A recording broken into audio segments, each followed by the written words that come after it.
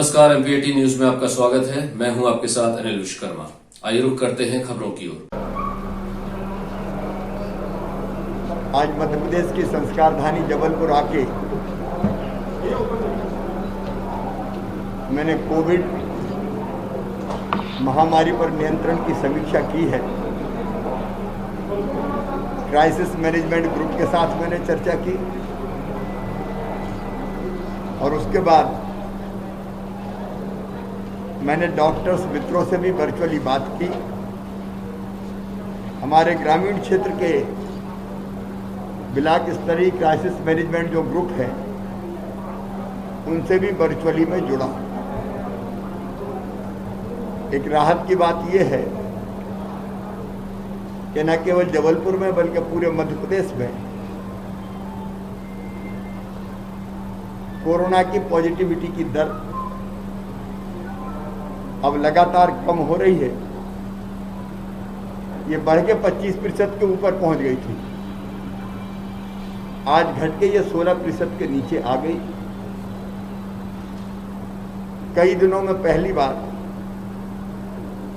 आज positive case जो निकले हैं उनकी संख्या 4 अंकों में आई, मतलब 9,500 के आसपास आई।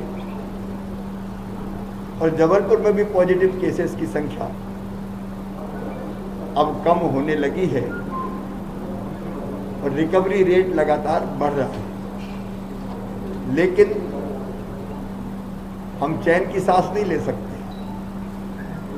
सफर अभी लंबा है, हमको लंबा रास्ता तय करना है और इसलिए सचेत और सजग होकर कोरोना की महामारी के खिलाफ हमको लड़ाई लड़नी पड़ेगी। सरकार की त्रिस्तरीय नीति है, 3 स्तरों की कार्य योजना है इस संक्रमण से लड़ने की। नंबर 1, संक्रमण की चेन तोड़ना।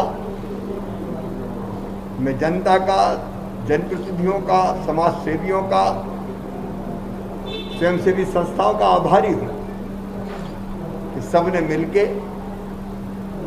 जनता कर्फ्यू, कोरोना कर्फ्यू को सफल बनाने में अपना अभूतपूर्व योगदान दिया है। संक्रमण की चेन तोड़ने का सबसे प्रभावी उपाय है तो वो है आपस में मिलना जुलना बंद करें।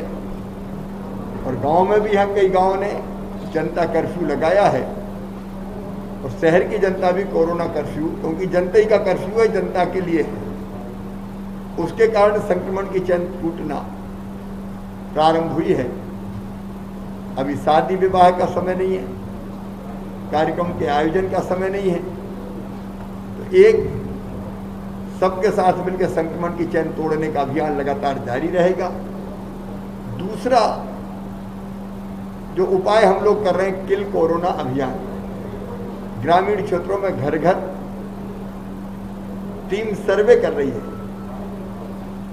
3 हमारे ग्रुप बने, क्राइसिस मैनेजमेंट ग्रुप जिले का, फिर ब्लॉक का और फिर गांव का भी, क्योंकि कोविड की लड़ाई कोई भोपाल और जबलपुर में बैठ के नहीं लड़ी जा सकती, हर एक गांव में लड़नी पड़ेगी और प्रशासन के साथ वहां की जनता को मिलकर लड़नी पड़ेगी। कई बार गंभीर मामला इसलिए हो जाता है कि कई दिनों तक सर्दी जुकाम बुखार को हल्के में ले लेते हैं लोग और बाद में जब संक्रमण फेफड़ों में चला जाता है तब तकलीफ होती है, तब अस्पताल आते हैं। इसलिए हमने तय किया कि हर घर का सर्वे होगा और सर्वे करके अगर सर्दी जुकाम बुखार के प्रकरण वहां निकलते हैं तो तत्काल उनको दवाई का किट देंगे और उनसे कहेंगे टेस्ट आए, इसके पहले ही दवाई लेना शुरू कर दे। सैंपल भी लेंगे, टेस्ट भी होगा, लेकिन दवाई का किट उनको निःशुल्क मिल जाएगा। अगर उनमें से कुछ गंभीर लगेंगे तो होम आइसोलेशन में या कोविड केयर सेंटर में, या जरूरत पड़ी तो अस्पताल में भी भर्ती करेंगे। तो एक तो मेरी अपील है कि कोई छुपाए ना, अगर सर्दी जुकाम बुखार है तो तत्काल बताए और वो चिंता ना करे, उनके उपचार की व्यवस्था सरकार करेगी। तो ये किल कोरोना अभियान गांव में और शहरों में कोविड सहायता केंद्र खोल के हम जनता से अपील कर रहे हैं कि सर्दी जुकाम और बुखार हो तो फीवर क्लिनिक पे आ जाओ, ताकि आपका परीक्षण करके आपको दवाई दी जा सके और आगे आपको क्या करना है इसकी सलाह भी दी जा सके। तीसरी चीज हम कर रहे हैं कि अब गरीब हो आमजन हो या मध्यम वर्गीय हो, उनका इलाज निःशुल्क किया जाएगा। सरकारी अस्पताल में निःशुल्क पहले से हो रहा है। कुछ अस्पताल ऐसे हैं कि जो कोविड के महामारी के इलाज के लिए सरकार ने अनुबंधित किए हैं, उनमें भी निःशुल्क इलाज हो रहा है। लेकिन प्राइवेट अस्पतालों में भी आयुष्मान भारत पैकेज के जो कार्डधारी थे, जिसमें मध्य प्रदेश में लगभग 88% परिवार आ जाते हैं, जो गरीब हैं, जो मध्यम वर्गीय है, निम्न मध्यम वर्गीय है, तो सारे के सारे इसमें सम्मिलित हो जाते हैं। उनमें से अगर परिवार में एक भी आयुष्मान कार्ड है तो बाकी सदस्य भी, भगवान ना करे संक्रमित होगा तो उसका भी कार्ड बनाया जाएगा। और उस आयुष्मान कार्ड पर 40% अधिक पैसा देके अस्पतालों को एक पैकेज बनाया है। मुझे खुशी है कि जबलपुर के भी कई अस्पतालों ने, निजी अस्पतालों ने भी तय किया है कि हम उस पैकेज के अंतर्गत निःशुल्क इलाज करेंगे, मतलब पैसा सरकार देगी, और प्राइवेट अस्पताल में भी आम जन को निःशुल्क उपचार मिलेगा, इलाज मिलेगा, ताकि कोविड की ये महामारी कई बार शरीर तो तोड़ती है, आर्थिक रूप से भी तोड़ देती है। ये निःशुल्क इलाज की हम लोगों ने, मध्य प्रदेश शासन ने व्यवस्था की है। मुख्यमंत्री कोविड उपचार योजना यहाँ लागू की गई है, उसके अंतर्गत ये निःशुल्क उपचार होगा। और 14 वैक्सीन सुरक्षा चक्र है, तो वैक्सीनेशन का हम लोग लगातार ध्यान दे रहे हैं। लेकिन 3-4 चीज़ें जो जबलपुर में हमको लगता है, अरविंद भदौरिया जी हमारे प्रभारी मंत्री जी मेरे साथ हैं कोविड के, वो लगातार यहाँ के जनप्रतिनिधियों के साथ मिलके, यहाँ के सांसद जी, यहाँ के विधायकगण, सबके साथ मिलके यहाँ के उपचार की व्यवस्था देख रहे हैं। अभी मेडिकल कॉलेज जबलपुर में आईसीयू और एचडीयू की बेड की संख्या भी हमने बढ़ाने का फैसला किया है। 600 से बढ़ा के 640 उनकी संख्या की जाएगी, ताकि आईसीयू में और उपचार हो सके। जबलपुर में बाहर से भी लोग बड़ी संख्या में 17-18 जिलों के लोग आते हैं, उनको उपचार मिल सके। मेडिकल कॉलेज में भी ऑक्सीजन बेड की संख्या 144 से बढ़ा के 225 की जाएगी। हम लोग एक चीज़ और देख रहे हैं, 2 चीज़ें। एक ब्लैक फंगस नाम की बीमारी, वो भी कुछ लोगों को साइड इफेक्ट के रूप में हो रही है, उसके उपचार के लिए भी एक कमेटी बना रहे हैं, ताकि उसकी राय से हम ब्लैक फंगस के जो रोगी हैं उनके भी बेहतर इलाज की व्यवस्था कर सकें। और एक थर्ड वेव आएगी ऐसा लोग कह रहे हैं, तो उसको ध्यान में रखते हुए बच्चों को वो ज़्यादा इफेक्ट करेगी। हमने प्रदेश स्तर पर थर्ड वेव के मुकाबले के लिए क्या करना चाहिए एक कमेटी बना दी है। लेकिन ये ज़्यादा बच्चों को असर करेगी, इसलिए हमने तय किया कि मेडिकल कॉलेज में भी बच्चों के इलाज के लिए कोविड के अलग से बिस्तरों की व्यवस्था की जाएगी। पूरे प्रदेश में मैं निर्देश दे रहा हूँ कि अभी से हम व्यवस्था करके रखें, ताकि अचानक कोई बड़ा संकट पैदा ना हो जाए। कोविड की जांच बढ़ाने के लिए भी अब यहाँ RT-PCR के जो टेस्ट है वो 900 के स्थान पे 1800 होंगे, प्रतिदिन जांच होगी, उसकी भी व्यवस्था कर रहे हैं। मेडिकल कॉलेज में MRI मशीन से लेकर CT स्कैन तक की और व्यवस्था करने का काम करेंगे। आज कुछ सुझाव यहाँ और हमारे क्राइसिस मैनेजमेंट ग्रुप की बैठक में आए। हमने तय किया गरीबों को निःशुल्क 3 महीने का राशन दिया जाएगा। प्रधानमंत्री जी 2 महीने का राशन दे रहे हैं, मतलब 1 महीने में एक व्यक्ति को, परिवार को नहीं, व्यक्ति को कम से कम 10 किलो अनाज 1 महीने में निःशुल्क मिलेगा।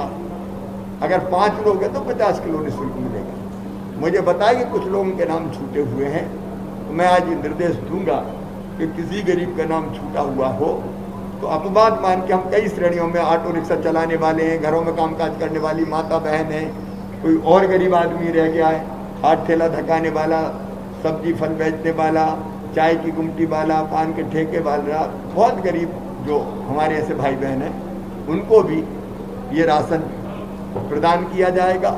हमने जितने छोटे छोटे स्ट्रीट वेंडर थे उनके खाते में भी 1000 रुपया, 1-1000 रुपया डाले, ताकि तात्कालिक रूप से काम चल सके।